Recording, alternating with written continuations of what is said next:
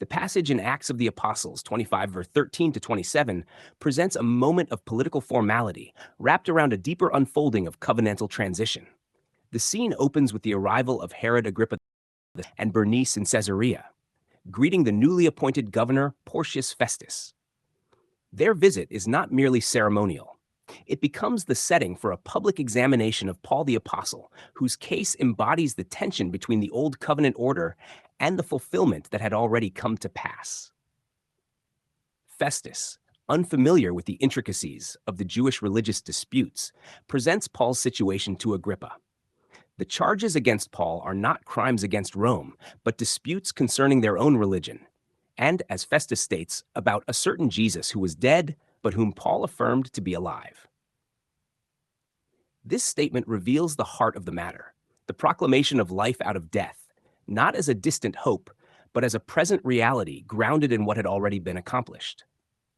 Agrippa expresses interest in hearing Paul, and the following day unfolds with great pomp. The king and Bernice enter with high-ranking officers and prominent men of the city. Yet the contrast is striking. Amid all this outward splendor stands a prisoner, bound, yet carrying a message that surpasses every earthly authority present in that room. Festus introduces Paul with a confession of uncertainty. He acknowledges that the accusations brought by the Jewish leaders lack substance under Roman law. Still, because Paul has appealed to Caesar, Festus must send him, but he has no clear charges to write. This dilemma exposes the inability of the old system to rightly assess what it no longer governs. The structures remain, but their authority over the matters Paul proclaims has already faded. The gathering itself becomes a testimony. Those representing political power, religious tradition, and societal prestige assemble, yet none possess clarity about the charges. Paul, though in chains, stands as the only one certain of the reality he proclaims. The life he speaks of is not subject to investigation by human courts, nor can it be confined within the categories of the law that once defined Israel's covenant life.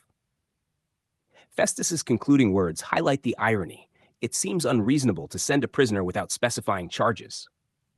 The reason for this confusion is that the message Paul carries does not fit within the framework of accusation and defense.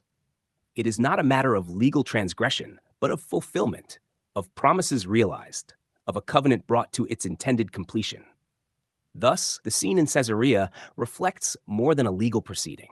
It is a public display of transition. The representatives of the fading order, both Jewish leadership and Roman governance, stand perplexed before a message that declares completion, life, and vindication already accomplished. Paul's chains do not signify defeat, but serve as the stage upon which the sufficiency of that finished work is quietly yet powerfully revealed.